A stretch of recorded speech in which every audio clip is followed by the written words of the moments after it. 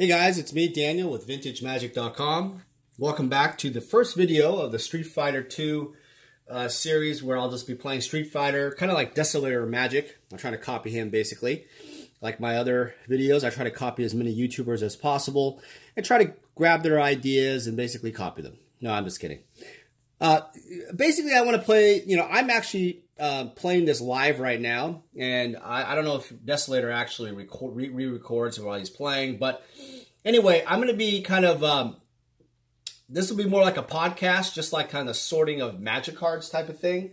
By the way, this is the arcade one-up machine that Edwin the Magic Engineer has been showing on his channel.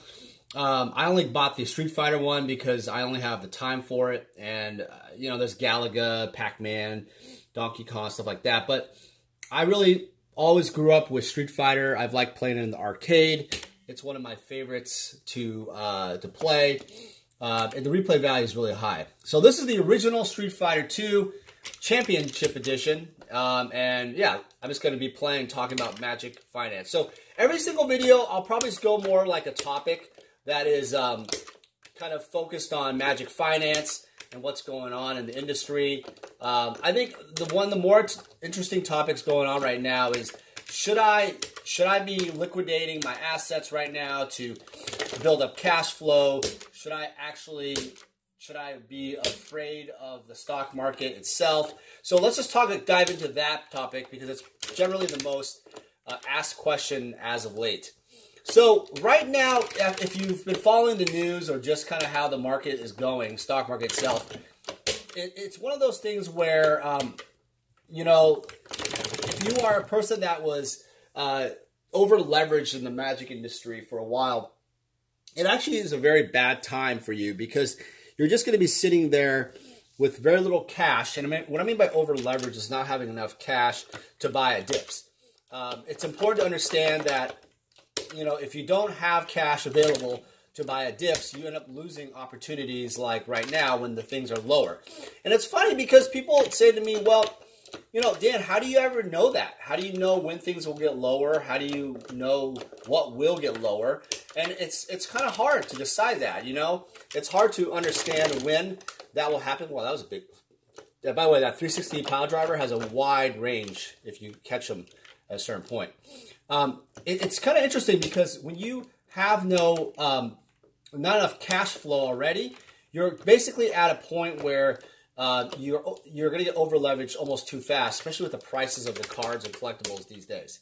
So a lot of people, what they do is they end up going all in, buying like a pet project, a pet item or whatever, and it doesn't matter what it is. It doesn't matter if it's like, Power 9, doesn't matter if it's dual lands, and I'm not saying those will go down necessarily. It doesn't matter if it's a specific card like Lord of Atlantis, whatever, Script Sprites, Mesa Pegasus. Doesn't matter what card you like as a pet card. It's kind of like one of those things where if you go all in too fast on things that you just like, and you don't really look at it as from an investment, you truly lose opportunities. And one of my videos I talked about, if you are a collector or an investor, it's really important to understand something. You're probably not really an investor at all, because you're probably like a collector, and more like a collector / wannabe investor. Because investors look at just the bottom line, they look at the profit levels, they look at things that will make the money long term and short. And if you only look at stuff, as a collectible, like, hey, I like this card because I grew up with this, or I like, this is my case, I like certain pieces of artwork, right? Whatnot. So you have to understand, like, if you go off and buy certain pieces of artwork that really have no investability, and might be cool and beautiful, which is great, that's a collectible. That's something that you enjoy. It's a hobby. It's not something that actually produces any kind of real investable value long term. So now I'm not saying some things you could get lucky that are collectible, that are really great for long term, but most likely things that are just kind of pet hobby stuff, you're not going to really make money consistently. So that's one part of that. The other thing is, like, so talk about over leverage and like when to sell, when to buy. you got to ask yourself, what really is your MO? You know, what are you trying to really, what's your short-term and long-term goals? That's another thing I always mention to people is, what are you trying to do? I always ask that question. Are you trying to do like, you know, make X amount of gain? You know, let's say about like, you have a $10,000 portfolio. Are you trying to get out in like 5 years and make 20%? Are you trying to get out in 10 years and make 50%? You know, what are you trying to make? You know, I mean, are you trying to make, $100,000 out of $10,000? I mean, you got to have some goals. And then what I do is I look at those goals, like, are they realistic goals? Are they actually achievable goals in the kind of marketplace, the type of vehicle that you're in? And it doesn't matter what kind of investing you're in. It matters a lot of like what kind of market are you, industry are you in? Because Magic the Gathering has limited types of ability sometimes to grow as investable collectible. You know, it has limitations to it. You know, I'll give you an example. I don't know, like revised dual lands, for example. Like, you gotta understand, like, some people have this like notion revised dual lands will somehow go to like $10,000 a card or whatever one day. Or like right now, revised underground seas. I think last year people were buying them at GP Vegas for $700 buy list for near mint underground seas, and now they're like selling on eBay for maybe $500, $400. You know, sometimes. You know, that's a huge drop and a huge investment problem, because if you're buying that kind of stuff at those kind of levels and you're losing, like, now it's a buying opportunity theoretically. It's almost like there was a big high on these type of things, and then you go off and, you know, let's say you bought into those highs, and now you have these dips and you can't really buy into the dips. You can't cost average and make anything. But some people actually believe that these revised underground seas will become like, I don't know, $10,000 a card, you know, very quickly. Now, I feel like there's a market, and that's what I was talking about. Like, there is a realistic goal you have to have in mind, because reality is revised underground seas probably will never get to $10,000 a card. And if it does, there's other things that will probably jump higher long term that will probably give you a better return, and then not as much risk or downside, you know, and without being so limited. And those are what I call more exponential purchases, you know, things that have more higher run-up. Some of you guys never like, you know, I know some of you guys don't like to buy artwork, but Magic the Gathering artwork, for example, has that kind of potential. There is exponential, and I'm not saying every single Magic piece. I'm talking about specific ones, iconic pieces. They are highly sought after. You know, they have a tremendous amount of, you know, like history of the game. You know, you have to understand that not every piece is like the best piece. And no offense to the art. I'm not talking about art as a hobby. I'm talking about more like, you know, like in terms of just the actual investment long term. You know, there's some pieces that will be stagnant forever. I mean, like, just basic commons and uncommon rares of just, you know, just pieces like from Odyssey, or, you know, just random sets like Invasion. I mean, no offense to those sets. They're fine for what they are, but artwork-wise, it's not, if they have no historical value for the game, don't expect those to have any exponential growth long term. You know, it's just the way it is. Iconic pieces and certain artist pieces tend to just grow better. You know, and then that's how it works. You know, that's how the art market works.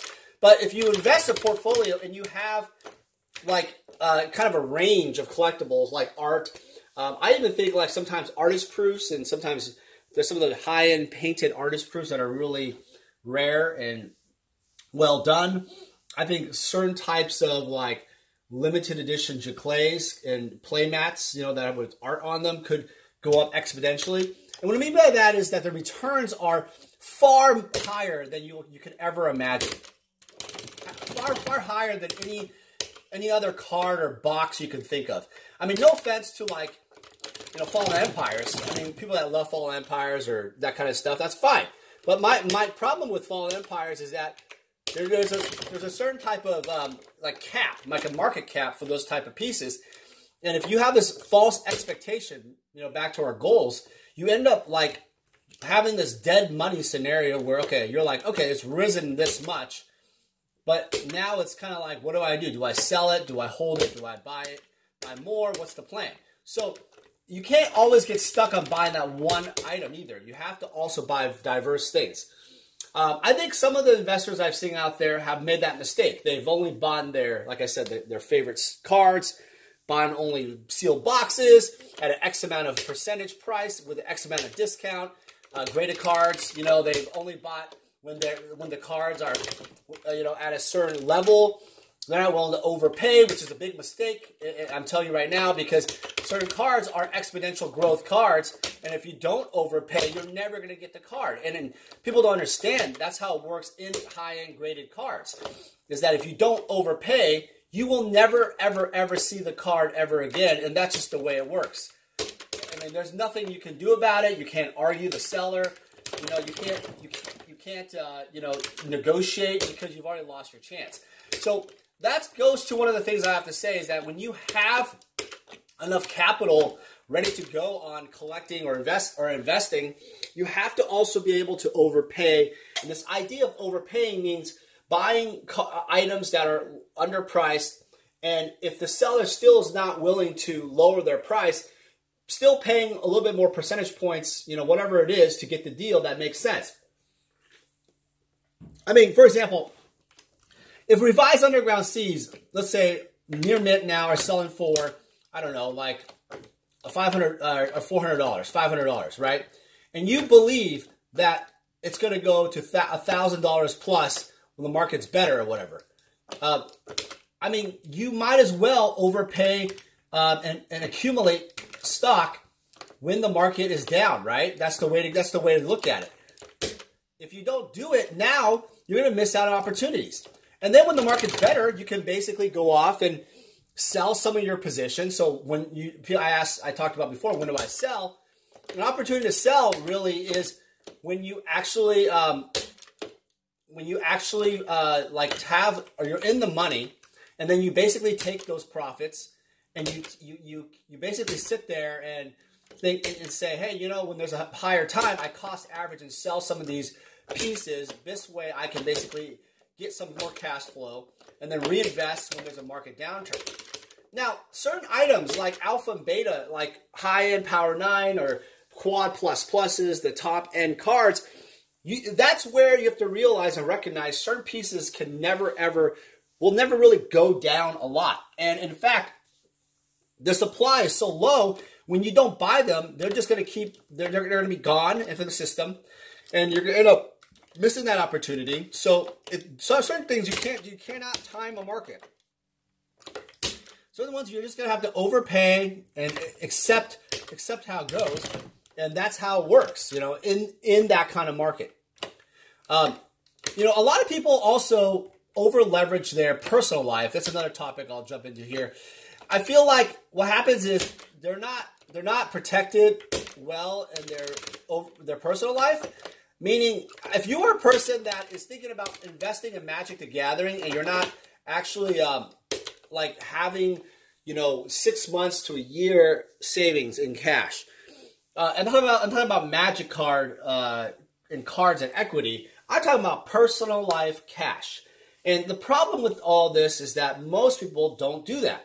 Most people are over leveraged in their personal life. They're on credit card debt. They might have a mortgage. They might have different kind of things like, you know, like student loans. They save for their college, for their kids, whatever it may be. I just screwed this thing up, but it doesn't matter. It doesn't really matter, because what happens is you end up losing these opportunities to invest because you're over leveraged in your personal life, and you end up having stresses in your personal life that are inevitable, you know. So I would say, you know, I've always been saying before, like, always have money saved up for your personal life. Don't forget that, because the interest rate on your personal life, the costs and stuff are massive. They're massive costs, you know, in your personal life. You know, they're massive expenses. If you do not fine-tune those, you will lose a ton of money, long term, a ton of money. And I don't really care. I don't care if you have a house, a $200,000 a year job. You know, I don't give a crap. I mean, if you are not leveraged well right in your personal life, you will have a hard time investing in any kind of investment. I'll end it like this for this video. There was recently a video by Rudy. He has this Magic Financial Advisor, Creepy Advisor series, which I think they're pretty good. And I think they're really well done. He talks about the 4 horsemen of investing: stocks, bonds, collectibles, the last one, and then there's something else. You guys have to help me out with that. Stocks, bonds, real estate. Sorry. So understanding that whole what he's doing there, stocks, bonds, real estate, and collectibles, I think that's a really good benchmark advice to give to people to look at. You always want to be diversified. You always want to have a nice, a widespread portfolio of different type of things. And I think that he's just basically trying to say, hey, look, it's important to look at different things like this because there's opportunities. And if you don't look at opportunities as an investor, you're always going to lose, you know, the world of, you know, inflation. There's other, you know, like ways to make money quick and short term and long term. But investors are always looking at the next thing that they can make money on and also looking at their existing portfolio. And they're always trying to leverage in different ways. And this is also, you know, obviously, this is, you know, back to what I was saying, most investors already have their personal life already in a mindset that are, you know, they have an idea of how to get, you know, they're not over leveraged. You know, they're already ready to go if there's a downturn. So keep that in mind. Most investors I've spoken to are very savvy on that, and they have a lot going on there. You know, some people have actually told me that Rudy's last video was one of the better videos they've ever seen of his because it actually gives real world advice. And one of the things I've known from him as a friend over the years is he actually, you know, if you know him, if you get to know him better, and if you actually listen to his videos, his content actually has a tremendous amount of good advice. I always have a hard time beating this guy. I don't know why I was saying that is. That's bad. His videos always have a financial message of some kind. And, you know, I know he makes a lot of comedy out of things. He calls people Timmy. I screwed this game up. I'll have to replay it. People call, you know, he calls people Timmys. He makes other kind of jokes and anecdotes. But keep in mind, there's a lot of realistic, real-world knowledge that he possesses that truly can help you grow your business or portfolio if you actually take the time to go through the comedy skit part and then actually go on more of, you know, like, okay, what is he trying to say, right? What is his ultimate message on in video? And every video he has some type of message that has a positive or a business message sometimes. Now, some of it is, you know, kind of a jabs of wizard's stupidity, which is normal. You know, everybody has their wizard's beef or whatever, you know. But I feel like I don't know how to do that. I have to figure out how to do that. I have to maybe reverse here. Sorry, guys. Talking about the gameplay here. But I feel like it's important to understand that these financial videos that he's doing probably has the most substance out of all the videos that I've seen of his for a long, long time. I mean, I don't know. So I feel like you guys should take a look at his new video series more seriously. Take them as, you know, as an opportunity to really learn about, you know, investing. You know, check out kind of what he's trying to say, kind of the underlying things in his other videos. And I feel like you'll see that when it comes to investing, you're going to have to look at those 4 types of things to invest in, and leverage those things very carefully. Obviously talk to a real financial advisor on what are the opportunities and cash flow expectations. You know, a lot of people also, I'll kind of leave this part too, is there's a level of impatience to a lot of investors. I I noticed that some investors are get afraid very easily. They don't understand that when you are dipping in the stock market or whatever, it's actually a buying opportunity for people that are really well versed in investing. They understand that, you know, hey, when the market's down, it's time to buy. It's time to get into the market when there's these large dips, especially. If you wait later on when it's a high retail, like when Underground C BUYLIST was like $700, I mean, you're just buying at the highest time, and that's kind of the hardest thing to do, is always understand that this over leverage effect, when to buy, when to sell, what to invest in. It's important to understand that, I was saying earlier in the beginning of the video, being a collector of things does not help the situation. You have to be able to throw away the collector card sometime and look at it as purely an investment. And it's hard to do that. All right, guys. Well, thanks again for watching. Hope you guys have a great day. And I will continue to try to figure out how to be Blanca with Zangief. If you guys have any tips on that, let me know. Because I don't know. I've always gone this far to the last 4 bosses. Blanca is the hardest one. I don't know why. All right, guys. Take care. We'll talk soon. Bye.